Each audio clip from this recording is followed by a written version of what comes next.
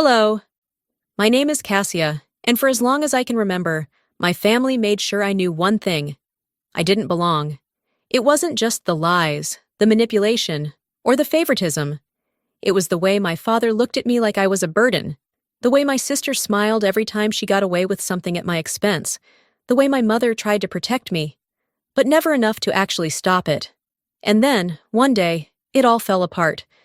My sister framed me. My father didn't hesitate. He threw me out like I was nothing. And as I walked away, she laughed, saying the words I'll never forget. "Good luck, loser." I had nothing. No home, no safety, no family to turn to. But what they didn't know was that in just a few days, everything would change. Because karma has a funny way of coming back around. What happens when the people who betrayed you finally get what they deserve? When the mother who once stayed silent decides to fight back. The house on Meadowbrook Lane had always looked inviting from the outside. A classic two-story, painted a soft shade of blue, with white shutters and a perfectly manicured lawn. It was the kind of place that neighbors admired, the kind that suggested warmth and love within its walls. But for me, it had never been a home. I stepped out of my car, gripping the handle of my suitcase a little too tightly. The weight of old memories settled on my shoulders the moment I looked up at the front door. I had spent years trying to convince myself that coming back wouldn't feel this way, that I had outgrown the unease that crawled up my spine every time I set foot on this porch. But it was always the same. I took a slow breath and stepped inside. The scent of lavender and polished wood filled the air, familiar but suffocating. My mother, Serafina, was in the kitchen, humming softly as she prepared dinner. She turned at the sound of the door, her expression brightening with relief. "Cassia, sweetheart, you're here."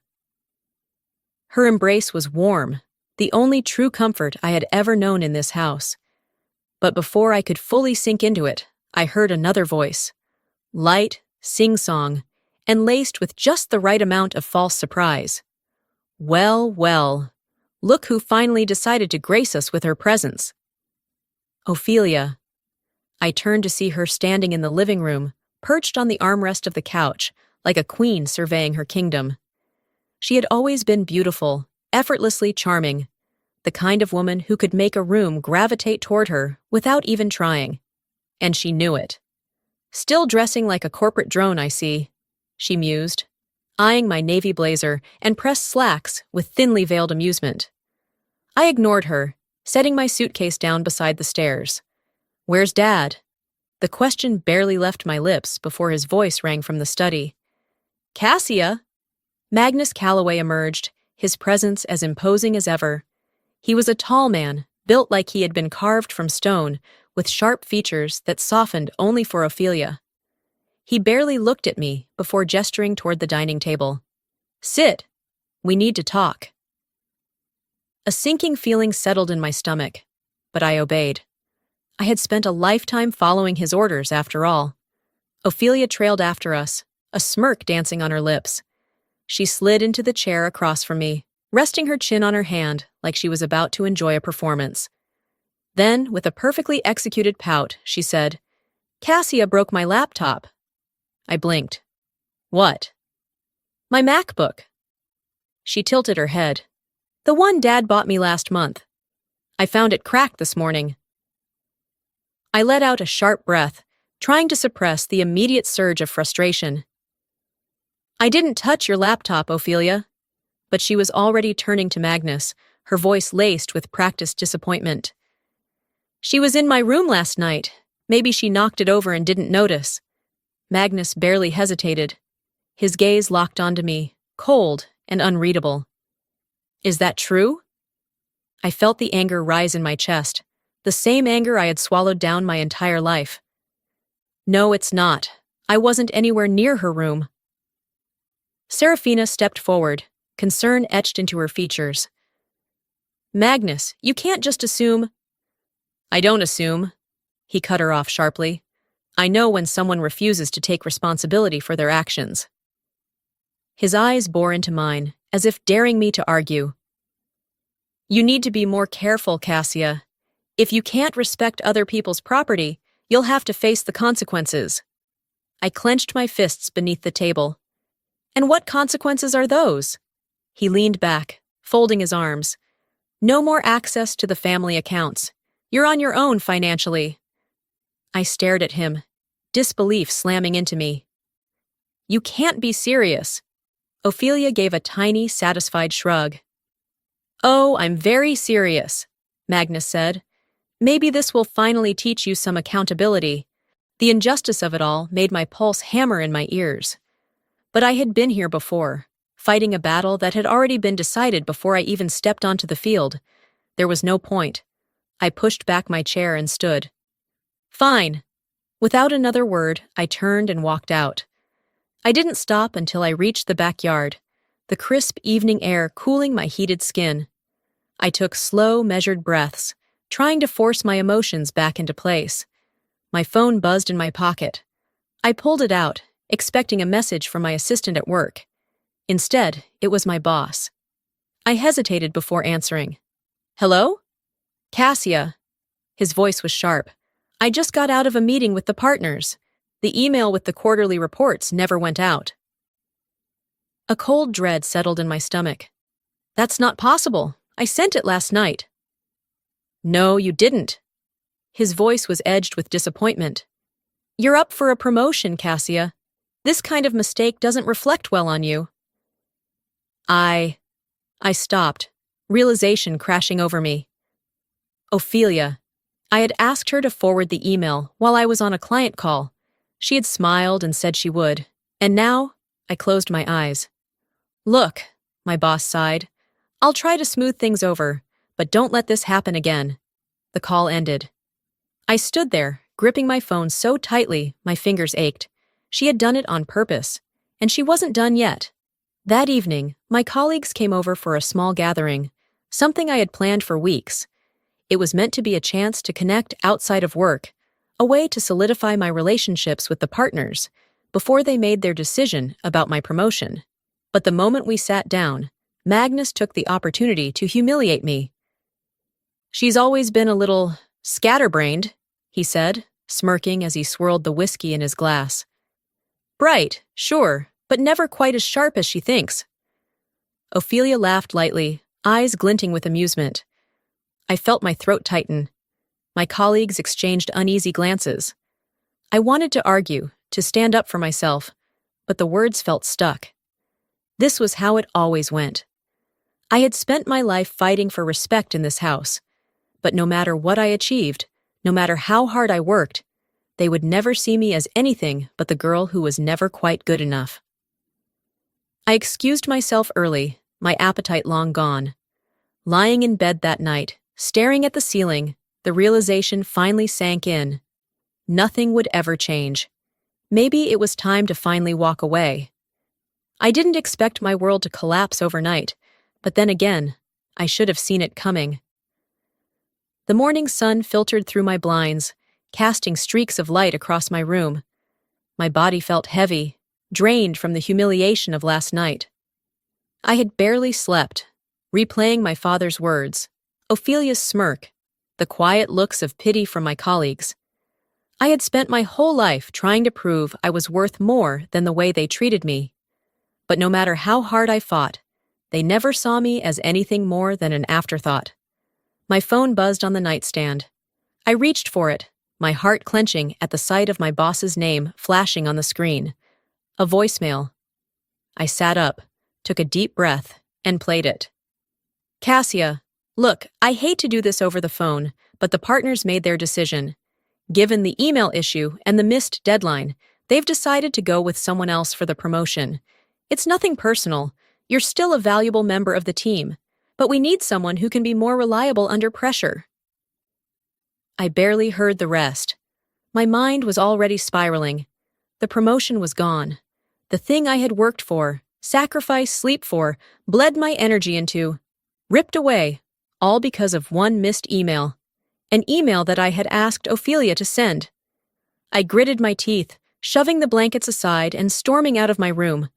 Ophelia was in the kitchen, sipping coffee like she hadn't just sabotaged me. She glanced up lazily as I approached, her lips curling in amusement. "You knew," I said, voice low and shaking. She blinked, feigning innocence. "Knew what?" I slammed my phone onto the counter. "That email. The one I told you to forward. You didn't send it." She tilted her head, tapping a manicured nail against the rim of her mug. "Oh, that. Oops. Oops." My hands curled into fists at my sides. "That mistake just cost me my promotion." She sighed, setting her mug down. "Cassia, you really need to stop blaming other people for your failures. It's getting old." A sharp laugh escaped me, bitter and incredulous. "You think this is funny?" Before she could respond, my father's voice cut through the room. "What's going on in here?" I turned to see Magnus standing in the doorway, his expression already set in irritation. "Cassia's throwing one of her tantrums again," Ophelia said smoothly, leaning against the counter. I turned to him, swallowing down my rage. "Dad, I lost my promotion because Ophelia deliberately didn't send an email I asked her to." Magnus frowned, crossing his arms. "And you're sure it's her fault?" "Yes! She admitted it!" He let out a sigh, shaking his head. "Cassia, you can't keep blaming Ophelia every time something doesn't go your way. Maybe, just maybe, you're not as capable as you think you are." I felt like I had been punched in the gut. Ophelia smiled sweetly behind him, her eyes gleaming with victory. I wanted to scream. I wanted to throw something. I wanted to shake him and make him see the truth. But I knew better. Arguing with Magnus was like screaming into a void. So I turned, grabbed my phone, and walked away. That afternoon, I watched from the corner of the living room as Magnus presented Ophelia with a brand new designer handbag. "A little reward for all your hard work in school," he said, ruffling her hair like she was 12 instead of a grown woman. I clenched my jaw.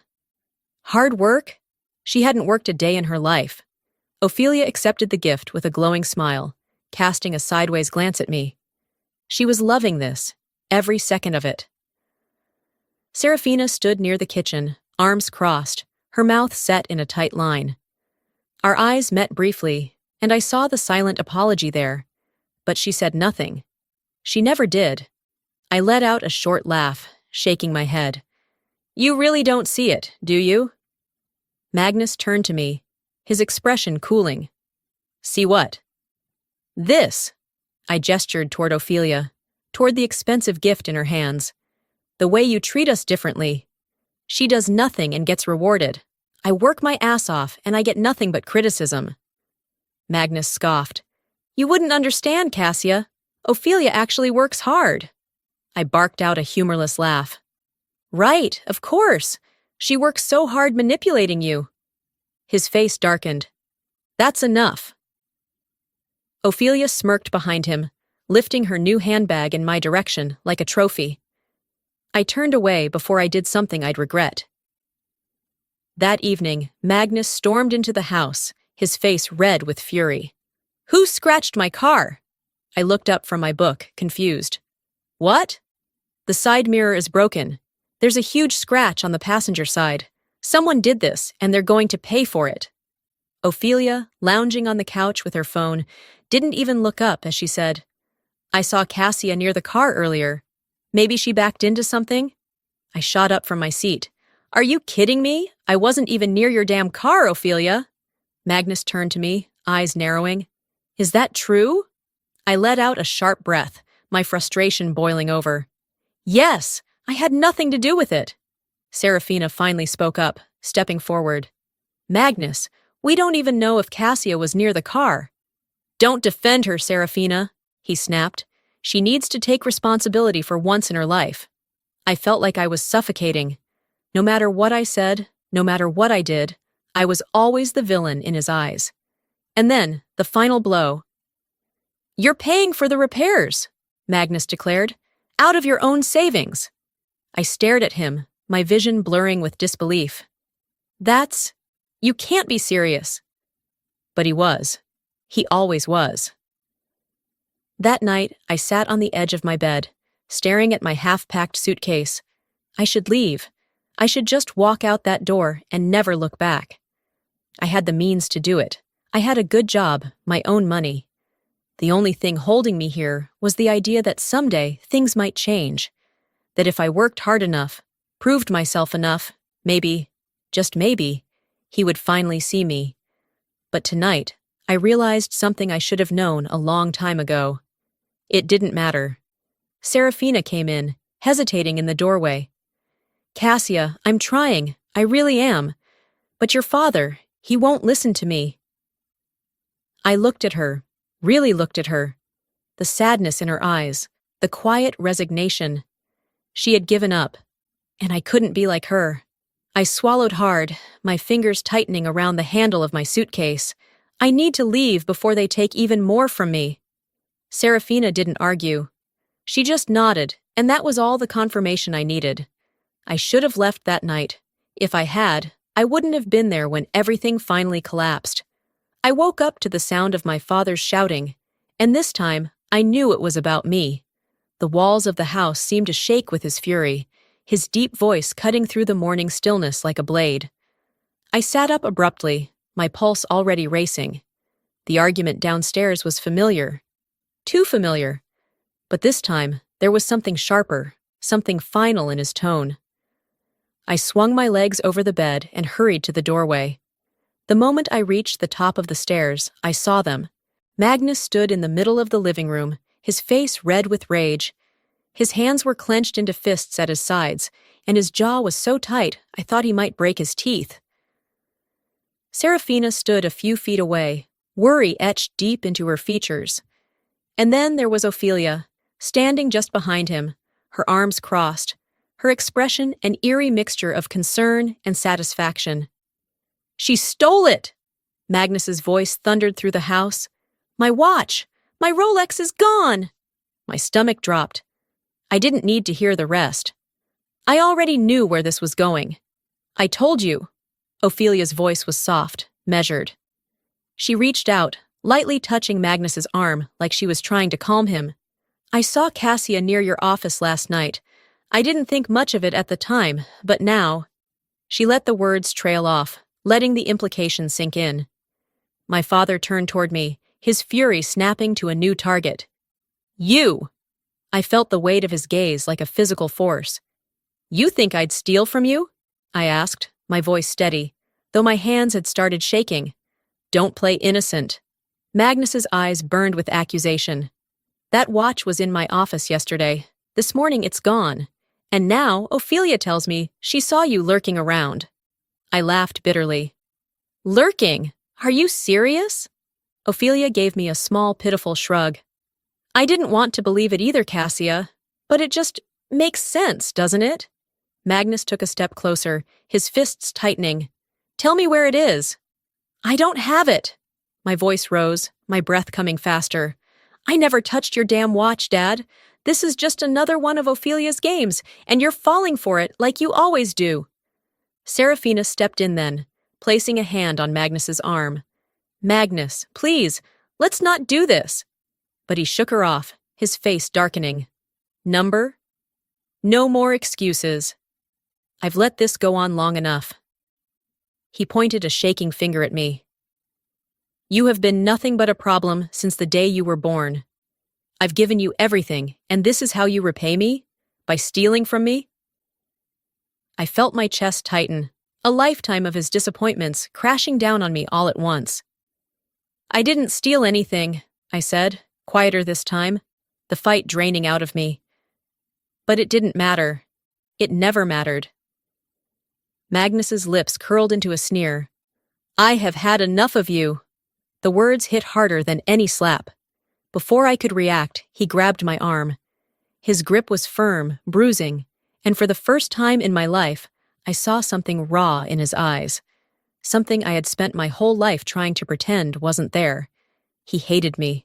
Not disappointment, not frustration, actual hatred. "You're done here," he said, his voice low and final. Ophelia, standing just behind him, watched with amusement. She had won, and she knew it. I yanked my arm free. "You're making a mistake." Magnus didn't blink. "Number. The mistake was keeping you in this house for so long." He turned and stormed toward the front door, throwing it open so hard it slammed against the wall. The sound echoed through the house like a gunshot. "Get out!" Serafina gasped. "Magnus, no!" I said, "Get out!"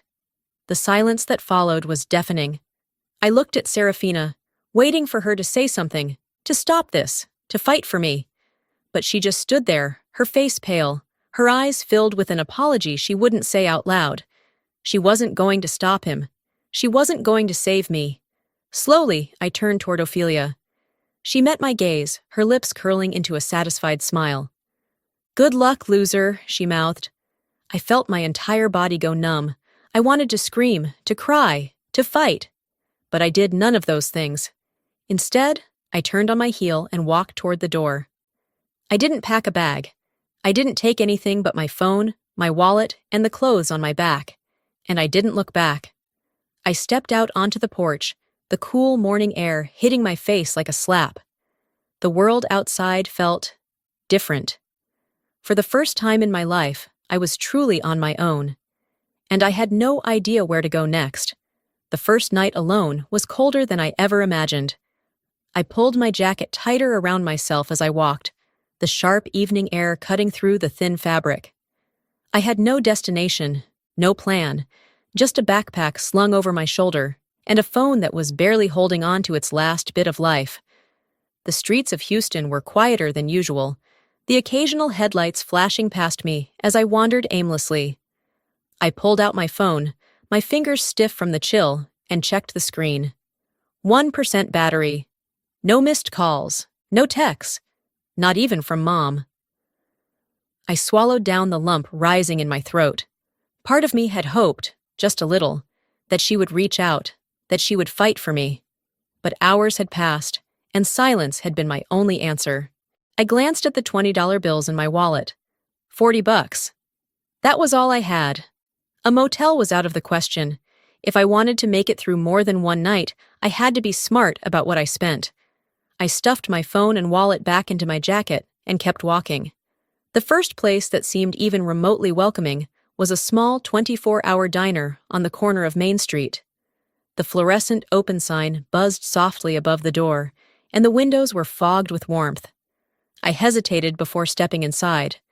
The place was nearly empty, just an old man nursing a cup of coffee at the counter, and a couple whispering in the farthest booth.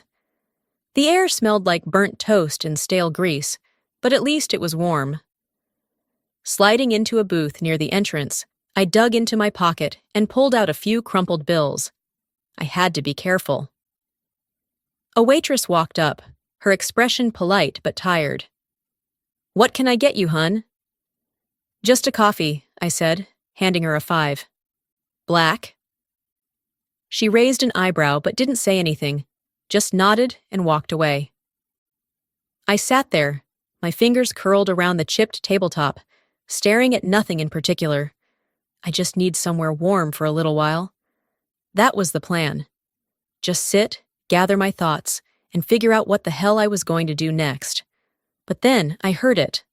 A whisper, not meant for me, but unmistakably about me. "She's just sitting there, hasn't ordered food. You think she's—" Another voice, lower this time. "Let's wait a few more minutes. If she's not ordering, I'll ask her to leave." The waitress, and her manager. I swallowed the shame rising in my chest. My coffee hadn't even arrived yet, and I was already being treated like a problem. I didn't wait. Before they could say anything else, I stood up and walked out, the warmth of the diner disappearing as quickly as it had come. I ended up at a bus stop, not because I had anywhere to go, but because it had a bench. I sat down, hugging my arms around myself, trying to ignore how exposed I felt. This is what it feels like to have nothing. The street was mostly empty, the occasional car passing by, but I could still hear the distant sound of laughter from somewhere down the block. A group of teenagers walked by, their voices carrying in the still night air. One of them whistled. I shifted uncomfortably, pulling my jacket tighter. Don't look at them, don't react. They kept walking, but my heart pounded harder than it should have. I had never felt this vulnerable in my life. For the first time since I had walked out of that house, true fear settled in. I couldn't stay here. I needed to find somewhere else, but I had nowhere left to go. And then, my phone buzzed. I jolted, yanking it out of my pocket so fast I almost dropped it. The screen flickered, battery clinging to life just long enough for me to see the message. Mom. Cassia, where are you? Come home. Please. My breath caught. She had reached out. I stared at the words, my emotions a tangled mess of relief, anger, and exhaustion. I wanted to ignore it, to keep moving forward, to prove to myself that I didn't need any of them, but I wasn't sure I had the strength to. Before I could decide, the screen went black. My phone had died. I exhaled sharply, pressing my palms into my eyes. I guess I have no choice now. I took a deep breath, turned around, and started walking toward the bus station. I didn't know what to expect when I walked through that door, but I knew things would never be the same again. The house loomed before me, its familiar shape casting long shadows under the dim porch light. My breath fogged in the cold air as I hesitated, fingers tightening around the strap of my backpack. I had walked away from this place with no intention of ever coming back. Yet here I was, drawn by a single message from the only person in that house who had ever truly cared. Before I could lift my hand to knock, the door swung open. Serafina stood there, her eyes wide with relief and something else, something that looked like shame. She looked tired, her hair hastily tied back, dark circles underlining her usually warm gaze. "Come inside, Cassia. Please." Her voice was soft, almost pleading. I hesitated for only a second before stepping past her into the entryway. The familiar scent of the house filled my lungs, lavender and old wood polish, but something felt different. It was too quiet. No distant sounds of the television blaring from the living room. No laughter from Ophelia. No commanding voice from Magnus filling the space with authority. Just silence. I swallowed hard. Something was wrong. Serafina led me to the kitchen, motioning for me to sit at the table. The last time I had sat here, I was a child, crying over a scraped knee. Back then, my mother had placed a bandage on my leg, kissed my forehead, and promised me everything would be okay. I wasn't a child anymore, and she couldn't promise me that now.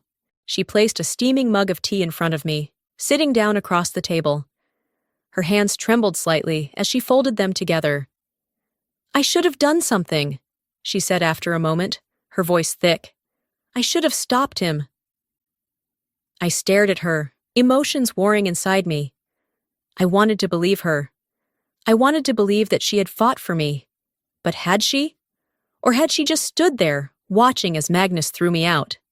"You let it happen," I said quietly, the words tasting bitter on my tongue. Serafina's eyes glistened with unshed tears. "I tried, Cassia. I begged him to reconsider, but he refused to listen." She shook her head, exhaling shakily. "He's too proud, too blind to see what Ophelia's doing to you." I studied her face, searching for any sign that this time would be different. "Are you finally ready to stand up to him?" I asked. She hesitated. Just for a second. And that second told me everything. A noise from the hallway made me stiffen. Footsteps. I turned as Magnus stepped into the kitchen, his presence immediately filling the space. He was composed, arms crossed over his chest, his expression unreadable. Ophelia followed closely behind him, her movements as effortless as ever. She leaned against the doorway, arms folded, her lips curled into an almost smile. "Didn't expect to see you back so soon," she mused. My fingers curled into fists beneath the table. "I bet you didn't." Magnus's gaze swept over me, impassive. His voice was flat when he spoke. "If you've come back expecting an apology, you won't get one." The words shouldn't have surprised me, but they still felt like a slap. I clenched my jaw, forcing myself to meet his gaze. "I didn't come back for you," Magnus scoffed, shaking his head. "Then why are you here?" The air in the kitchen crackled with tension. I could feel the weight of Ophelia's smirk, the smug victory still dancing in her eyes. She thought she had won. Maybe, in a way, she had. I swallowed hard, refusing to let them see me break. I came back because Mom asked me to. Magnus exhaled sharply, rubbing his temples. Serafina, this is ridiculous. You shouldn't have brought her back. Serafina didn't move. She didn't flinch. Instead, she stepped forward, placing herself between me and Magnus. No, Magnus. Her voice was steady, stronger than I had ever heard it. She is my daughter, and she is staying here. The room went completely still. Magnus blinked, as if he hadn't heard her correctly. Ophelia's smirk faltered slightly, her confidence shaken by the sudden shift in dynamics. For the first time in years, my mother was standing up for me. I wanted to believe it would last, but I knew this wasn't over yet. The battle lines had been drawn, and Magnus didn't like to lose. The room was thick with tension, the air heavy with something unspoken, yet undeniable. Magnus took a slow step forward, his towering frame casting a shadow over my mother. His expression was dark, eyes narrowed with barely contained fury. You don't get to make decisions in this house, Serafina, he said, his voice dangerously low. Serafina didn't flinch. She held her ground, her back straight, her chin lifted in quiet defiance. I had never seen her like this before, never seen her fight back. This is my house, Magnus, she said firmly. And I say Cassia stays? A silence settled over the room, thick and suffocating. I held my breath, waiting for the explosion. Magnus's hands curled into fists at his sides, his jaw twitching. He had always ruled this house with an iron grip, always had the final say. He wasn't used to being challenged. I could see it in his eyes, the storm brewing just beneath the surface. Ophelia was the first to break the silence. Dad, maybe we should just talk about this. Her voice was smooth, carefully measured. Cassia's obviously upset. I turned to look at her, feeling the anger rise in my chest. Of course, she was playing the peacemaker now, pretending to be the reasonable one. But I knew better. This was just another one of her games. Serafina, however, wasn't fooled anymore. You've done enough, Ophelia, she said, her voice sharp. You and your father have controlled this family for too long. Ophelia's expression faltered for the briefest second. Just a flicker of something behind her eyes. Something that looked an awful lot like fear.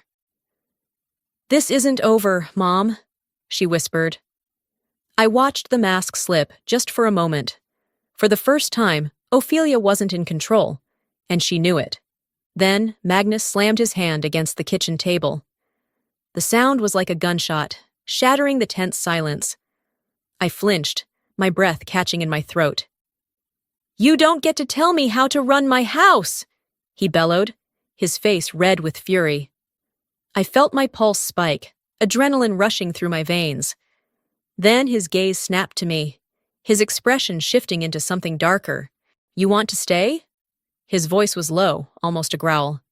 Fine, but you follow my rules. One step out of line, and you'll be gone for good. The threat hung in the air between us, suffocating and real. Serafina moved before I could react, stepping between us like a shield. No, Magnus, she said, her voice steady. You don't control her anymore. Magnus's nostrils flared, his eyes wild, but something had shifted. For the first time, he wasn't the one calling the shots. I swallowed, my heartbeat hammering in my ears. This was it. The moment everything truly changed. I took a step forward, my voice steady despite the storm raging inside me. You're right, Dad, I said, each word slow and deliberate. This is your house. His expression flickered with something unreadable. But it's not my home. The words sliced through the air like a blade. Magnus's face hardened, but he didn't speak. I turned to my mother. Mom, if you really mean what you said, then prove it. Serafina's breath hitched. Her fingers curled into fists at her sides. Then, slowly, she turned back to Magnus. She met his eyes, her voice calm but unwavering. I will. The next morning, Mom made an appointment with a divorce lawyer. I found her sitting at the kitchen table, a cup of coffee in front of her, untouched. Her phone was still in her hand, her fingers hovering just above the screen, as if she were considering undoing whatever she had just done. I hesitated before stepping closer. "Mom?" She looked up at me, her face unreadable. Then, with a breath that seemed to release years of held tension, she said, "I made the call. I have an appointment this afternoon." I stared at her, the words taking a second to sink in. "You're serious?" A small, humorless laugh escaped her. "I should have done this years ago." I sat down across from her, searching her face for any hesitation, any sign that she was wavering. There was fear in her eyes, but underneath it, something stronger. Resolve. Magnus had no idea what was coming. The rest of the morning passed in tense silence. Mom kept busy, cleaning, organizing drawers, folding clothes that didn't need folding. I could see it in the way she moved, the restless energy of someone standing at the edge of a cliff, waiting for the right moment to jump. I didn't say much. What was there to say? Ophelia, however, was watching. She always did. By noon, she finally spoke. "Mom, is something going on?" Serafina barely glanced up from wiping the already clean countertop. "It's nothing you need to worry about." But I saw the way Ophelia's eyes narrowed. She didn't like being kept out of the loop. "Really?" she pressed, her voice laced with suspicion. "Because you've been acting off." Serafina met her gaze, calm and unreadable. "I'm just tired, Ophelia, that's all." For once, Ophelia didn't seem convinced. She lingered in the doorway a second longer before walking away, but I caught the flicker of something behind her carefully constructed mask. Paranoia. She felt it. The shift. And for the first time, she had no idea what was coming next. That evening, the door swung open, and Magnus walked in. I was in the living room when I heard it, the slight pause in his footsteps as he crossed the threshold. He knew. Something was wrong. He set his briefcase down with a little too much force. "What's going on?" Serafina stepped into the hallway, wiping her hands on a dish towel. She didn't hesitate. "I've spoken to a lawyer, Magnus. I'm filing for divorce." The silence that followed was deafening. Then, like a rubber band snapping, the tension in the room broke. "You're what?" His voice was sharp, disbelieving. Serafina didn't flinch. "I'm leaving you." I held my breath, waiting for the explosion. It came like a storm, sudden and violent. Magnus's face turned red, his hands clenching into fists at his sides. "You think you can just throw me away like garbage?" Serafina met his fury with quiet defiance. "This isn't up for debate." I had never seen her like this. Not once. Magnus took a step forward, his body tense. I moved instinctively, standing between them before I even realized what I was doing. He looked at me, eyes filled with something dangerous. "You think you're strong enough to take me on, Cassia?" His voice was low, menacing, but he wasn't looking at me anymore. He was looking through me, at her, at Serafina, and she didn't waver. "You'll regret this," he muttered, voice laced with quiet fury. His gaze flickered between the both of us, as if memorizing the moment. Then, he turned sharply on his heel and stormed up the stairs. The echo of his footsteps rang through the house. Ophelia stood in the hallway, watching with wide, calculating eyes. The war had begun. We didn't know it yet, but Magnus wasn't going to leave quietly. The air in the living room was thick with tension. Magnus stood in the center, pacing like a caged animal, his jaw clenched so tightly I thought his teeth might crack. His hands trembled, not with fear, but with barely contained rage. Serafina stood firm, her arms crossed, her posture unnervingly calm. The storm was brewing right in front of her, yet she didn't flinch. "You don't get to do this," Magnus growled, his voice low and dangerous. Serafina met his glare without hesitation. "I already did." The words were like a slap. I saw the flicker of disbelief in Magnus's eyes, the way his breath hitched just slightly. He was losing control, and he knew it. I had spent my entire life watching my mother yield to him, watching her shrink herself down to avoid his anger. But tonight, something was different. She wasn't afraid anymore, and Magnus didn't know what to do with that. Ophelia stormed into the room, her heels clicking against the hardwood floor. Her eyes darted between our parents, her breath shallow. "Mom, you can't do this!" she hissed. Then she turned to Magnus, her voice sharpening. "Dad, do something!" For the first time in my life, I saw my father speechless. Ophelia's face twisted in frustration. She whirled on me, her gaze full of venom. "This is your fault." Her voice wavered, but she tried to mask it with fury. "You poisoned her against us." I didn't respond. I just watched. Because that's when I saw it, the mask slipping. Ophelia wasn't just angry, she was terrified. She wasn't fighting for Magnus. She was fighting for herself, for the cushioned life she had built under his protection. If he lost, she lost too. And that scared her more than anything. Magnus slammed his fist against the table. The force of it made the whole room jump. "I built this house," he snarled. "I paid for everything, and you think you can just erase me?" His voice shook the walls, but Serafina didn't move. I could feel my heartbeat in my throat as he turned toward her, stepping closer.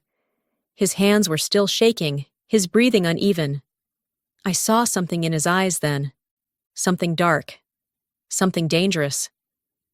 Serafina must have seen it too, because she took a slow step back, her expression unchanging.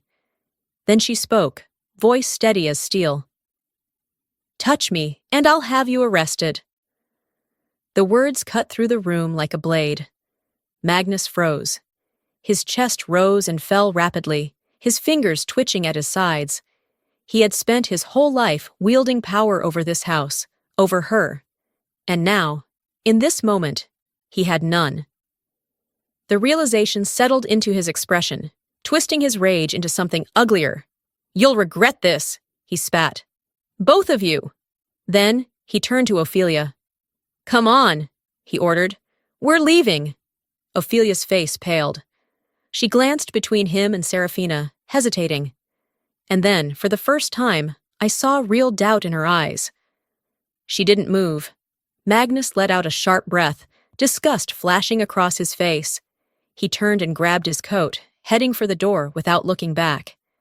He walked out alone. The front door slammed behind him, rattling the walls. And as the silence settled over the house, I knew one thing for sure.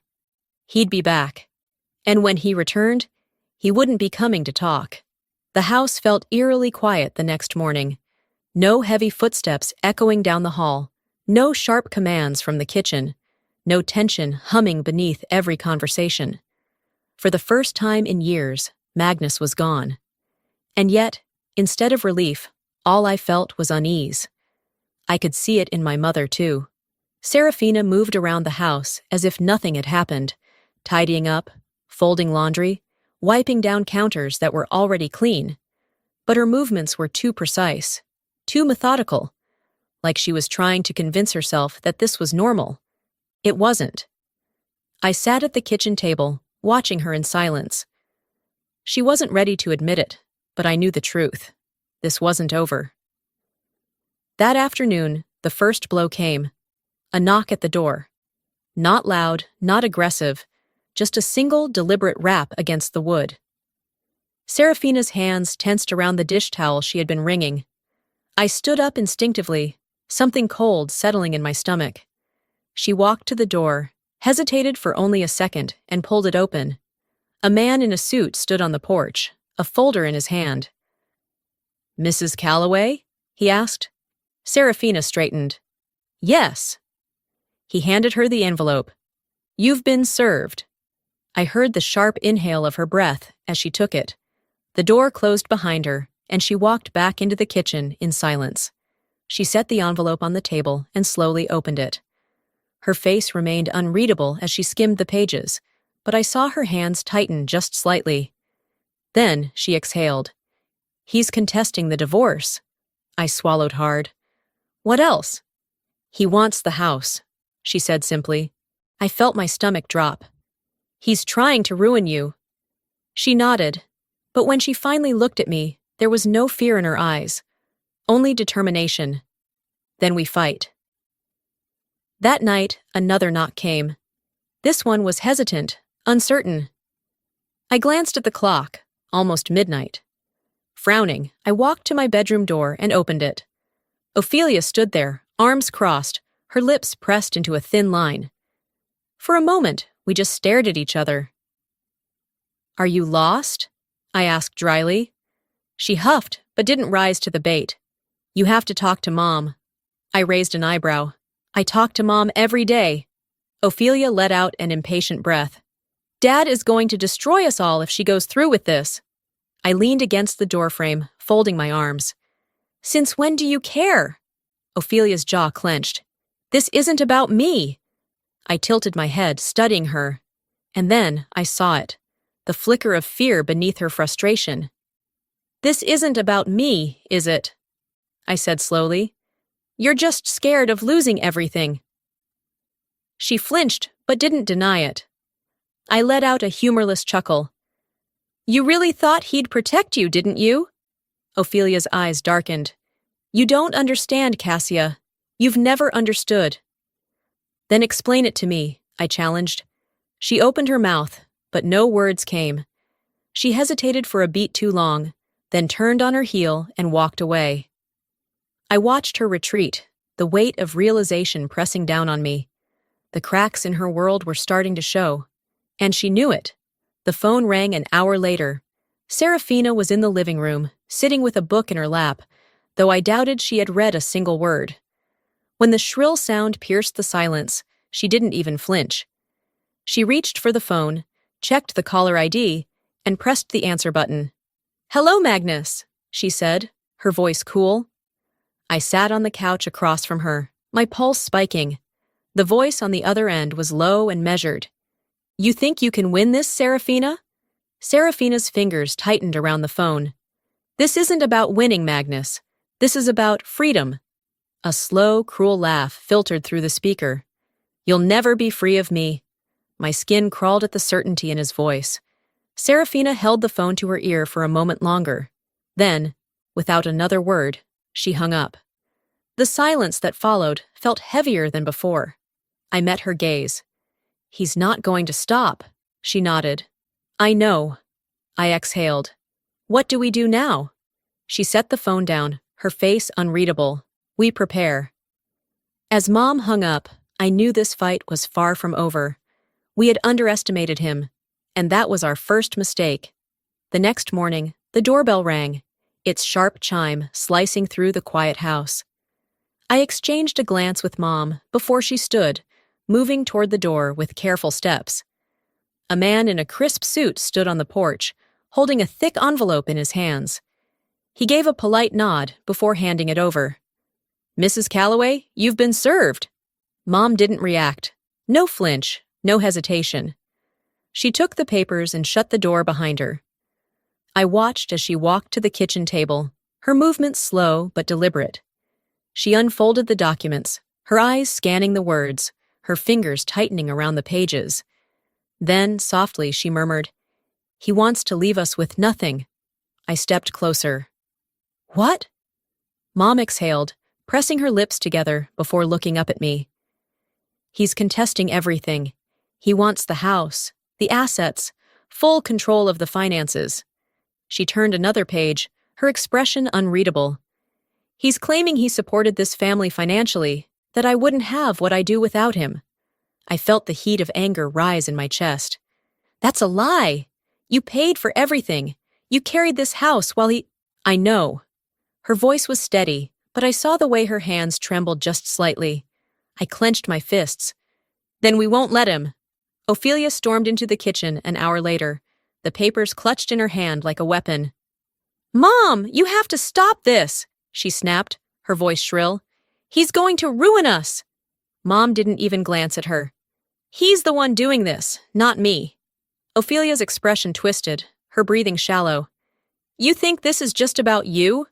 She waved the documents in frustration. "This affects all of us. If he takes the house, he won't." "But what if he does?" Ophelia's voice wavered. Maybe if we just talk to him? I let out a sharp laugh, cutting her off. Talk to him? Since when has talking to him ever changed anything? Ophelia shot me a glare, but this time there was something beneath it. Uncertainty. She was finally realizing she had bet on the wrong side.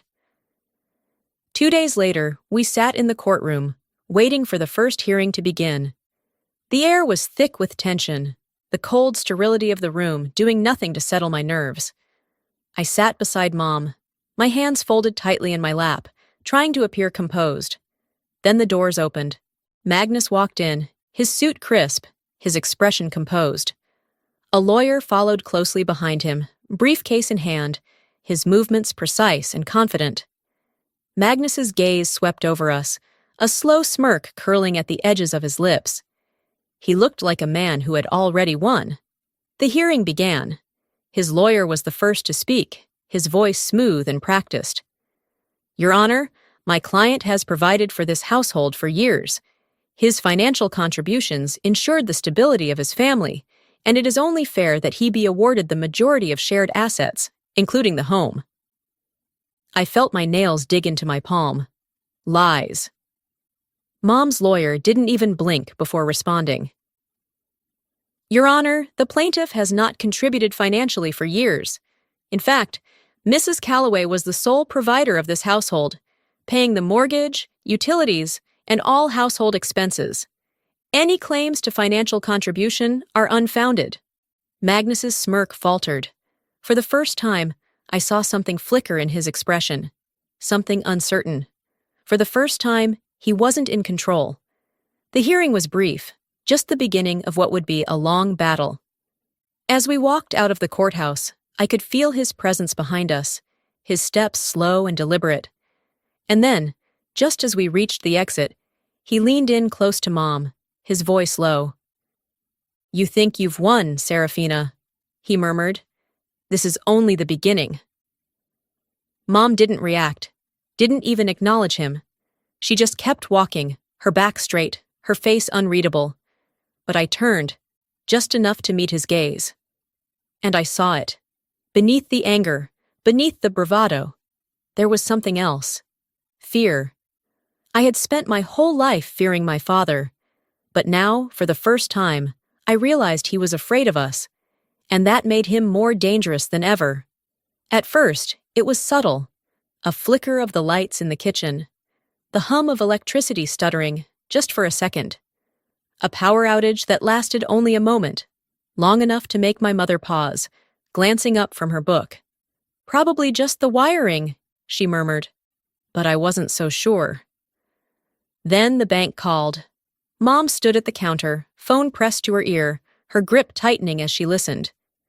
What do you mean my account was frozen? Her voice was calm, but I could hear the undercurrent of unease. The conversation ended quickly, and when she turned to me, her face was unreadable. Someone tried to put a hold on my accounts, she said. The bank flagged it as fraud. I didn't have to ask who. And then the car appeared. A dark sedan parked just across the street. Not always there, not all night, but enough that I noticed. Enough that it sent a chill down my spine. I sat on the couch one evening, staring at it through the window. The engine was running. Someone was inside. But they never got out. He's trying to scare us, I murmured. Mom stood behind me, arms crossed. No, she exhaled. He's trying to break us. Ophelia was quieter than usual. She moved through the house like a ghost. Her usual arrogance faded. I caught her watching Mom more than once, studying her like she was trying to read between the lines of something unspoken. One evening, she slid into the seat across from me at the dining table. We should talk to Dad, she said suddenly.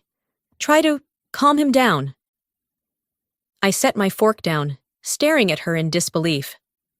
Are you serious? Ophelia didn't meet my eyes. You're scared, I realized. You think he's going to come after you next. She exhaled, rubbing her hands together, looking smaller than I had ever seen her. For the first time, I saw it. She wasn't just a manipulator, she was a product of him. And now, without his protection, she was just as lost as the rest of us. The pounding on the door woke me in an instant. I bolted upright, my heart hammering. It was nearly 2 a.m. Another loud bang echoed through the house. I threw off my blanket and rushed to my window, peering down. My stomach turned to ice. It was Magnus. Serafina was already in the hallway when I stepped out, her face pale but composed. "Don't open it," she whispered. The pounding continued. "You think you can take everything from me?" Magnus's voice boomed through the door, raw with fury. I pressed myself against the wall, my breath shallow. Then, bang! Glass shattered somewhere downstairs. Mom flinched, then grabbed her phone, dialing. "I'm calling the police!" Magnus laughed from outside, a dark, guttural sound. "You think they can protect you?" I swallowed hard, my pulse racing. This wasn't going to end with words. By the time the police arrived, Magnus was gone. They took our statements, glanced at the shattered window, and nodded solemnly as Mom filed for a restraining order. But we all knew it wouldn't stop him.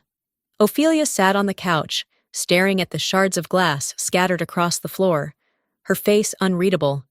For the first time, I saw true fear in her eyes. I turned to my mother, my voice quiet but firm. "We have to end this.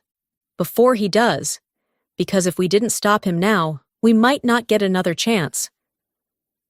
And Magnus was about to prove exactly how far he was willing to go. The morning after the attack, the house felt different. Not just because of the shattered window or the cold breeze that snuck in through the temporary plastic covering. It was something else, something heavier.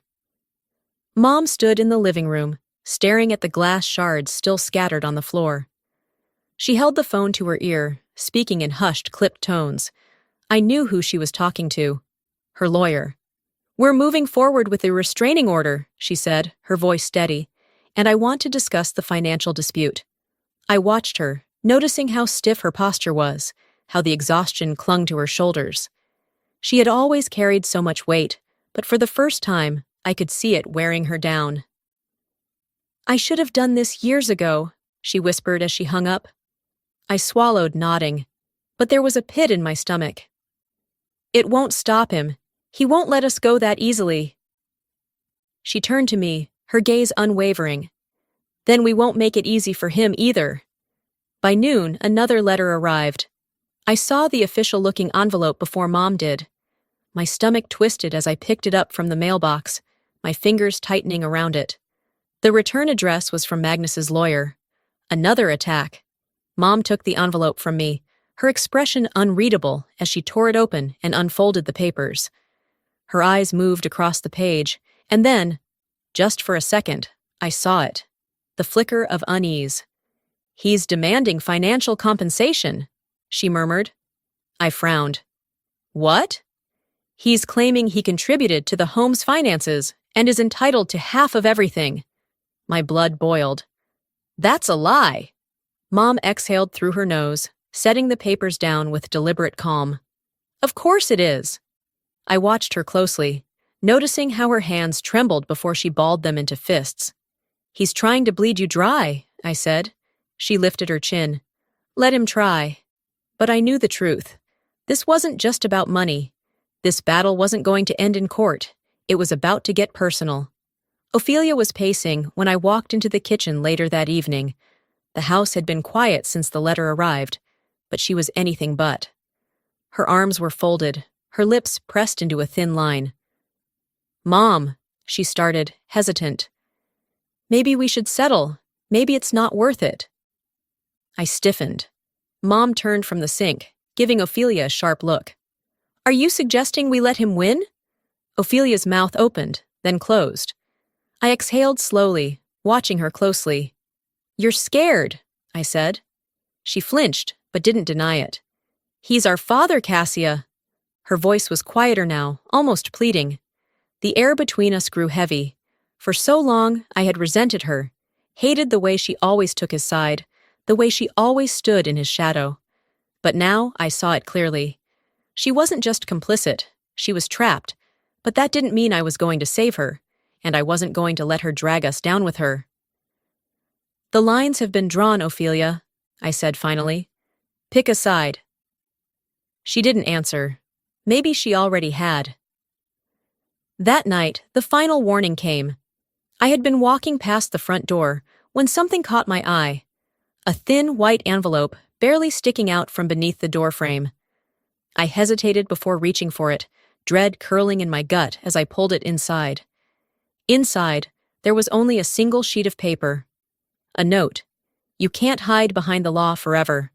I always win. No signature, no threats spelled out. Just a message, a promise. I clenched my fists, my pulse pounding in my ears. I turned to Mom, handing her the letter. She read it, her expression unreadable, then set it down. She didn't look afraid. She looked furious. It's time to end this, I said, voice steady. Once and for all. Magnus had declared war, and we were finally ready to fight back. The night before the final hearing, I had a feeling something bad was going to happen. I just didn't know how right I was. The house was quiet. Too quiet. Mom was in the kitchen, wiping down the counters for the third time that evening. She wasn't cleaning. She was keeping herself busy, distracting herself from the inevitable. Tomorrow, it's over, she murmured, more to herself than to me. One more day and we're free. I wanted to believe her. I wanted to trust that the judge would see through Magnus's lies, that the restraining order would hold, that the law would finally be on our side. But something inside me wouldn't settle. Magnus wasn't the kind of man who accepted defeat. I woke up to a sound that didn't belong. A soft creak, barely audible over the hum of the heater. I held my breath, straining to listen. Another sound, closer this time, the stairs. I grabbed my phone, heart hammering, and slid out of bed as quietly as possible. I crept toward my door, inching it open just enough to see the hallway. And then I saw it. A shadow moving through the living room. The front door was still locked. No windows were broken. He had a key. I clenched my jaw, swallowing down the rising panic. Serafina's door creaked open, and she stepped out, her expression turning to stone the moment she spotted him. "Get out!" she said, her voice firm but shaking slightly. Magnus turned toward her, smiling like he had just walked in from work instead of breaking into the house in the middle of the night. "You really thought a piece of paper could stop me?" He took a slow step forward. "You're ruining this family, Serafina. You always were weak." I moved before I could think, stepping between them. "You lost this family the moment you chose yourself over all of us," I shot back, my voice steady. Something snapped in his eyes. He lunged. His hand clamped down on my arm, fingers digging into my skin. Pain shot through me, but I refused to let him see it. Then, crash! Mom swung a lamp into his shoulder, the sound of shattering glass piercing the air. Magnus stumbled back, his face contorted with shock. For the first time, he looked truly afraid. And then, before he could recover, sirens. Blue and red lights flashed through the windows. I saw the moment he realized it was over. The front door burst open, and officers rushed in. They had barely pulled him away before he turned back, his eyes burning with hatred. "You think this is over?" he growled. Mom stepped forward, her chin lifted, her voice unwavering. "Yes, I do." Magnus's jaw clenched, but this time he had no power left. The officers let him out, his footsteps heavy against the floor. And then, silence. I exhaled, my whole body trembling. I turned to Mom. For the first time, our house belonged to us. But the damage he left behind would take longer to fix. The next morning, we stood in court for the final time. This time, without fear. The air inside the courthouse was sterile, the walls a dull shade of beige. But for the first time, I didn't feel suffocated by them. This place had been a battleground for months, a place where Magnus had tried to manipulate, control, and destroy us. But today, we weren't the ones on trial. I glanced at my mother. She sat beside me, her hands folded neatly in her lap. There was no shaking, no hesitation, just quiet strength. Then, the doors at the back of the courtroom opened. Magnus was led inside, his hands cuffed in front of him. His once pristine suit was wrinkled, his face unshaven. The arrogance that had always radiated from him was gone, replaced with something else: defeat. The judge's voice echoed through the chamber. After reviewing all evidence and testimony, the court has reached its final decision. I held my breath.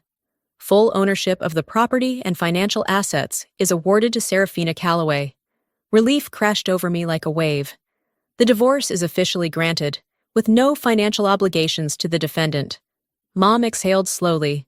And given Mr. Calloway's repeated violations of the restraining order, combined with his recent acts of violence, this court is issuing a formal sentence, which will be carried out immediately. I looked at Magnus, expecting him to fight, to protest, to do what he always did, make himself the victim, but he just sat there, staring ahead. For the first time in his life, he was powerless. Outside the courthouse, the air was crisp and cool.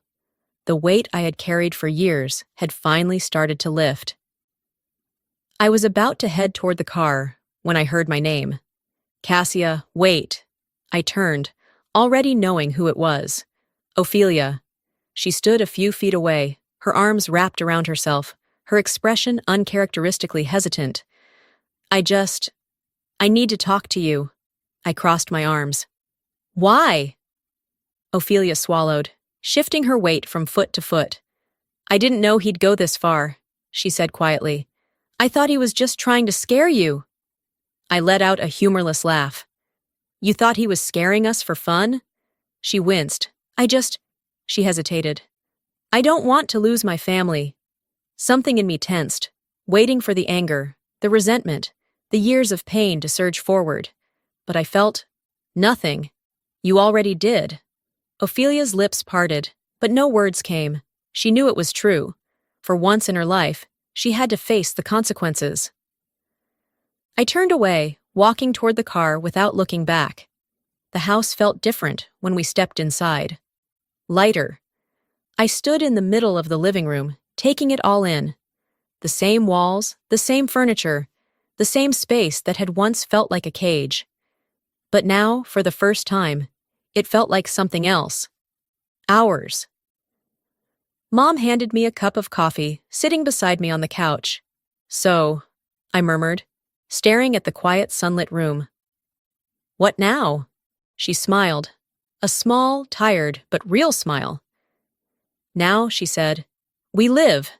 For the first time in my life, home wasn't a prison. It was exactly what it was supposed to be, ours. But even as we tried to move forward, the ghosts of the past weren't ready to let us go. The house was quiet. Too quiet. A week had passed since the court ruling, since Magnus had been taken away, since the war had officially ended. And yet, every time the floor creaked or the wind pushed against the windows, my body tensed, waiting for something that wasn't coming. Mom and I fell into a new routine: morning coffee in the kitchen, the absence of whispered arguments behind closed doors, the relief of knowing that no one was lurking just around the corner, waiting to strike. It should have been peaceful. It should have been freeing. But instead, it felt empty. Mom caught me flinching one evening when a car door slammed outside. She didn't say anything at first, just watched me with quiet understanding. It's going to take time, she finally murmured. I nodded, but deep down, I wasn't sure if time would ever be enough. The knock on the door came on a Thursday afternoon. I almost didn't answer it, but something in me knew. When I pulled the door open, Ophelia stood there.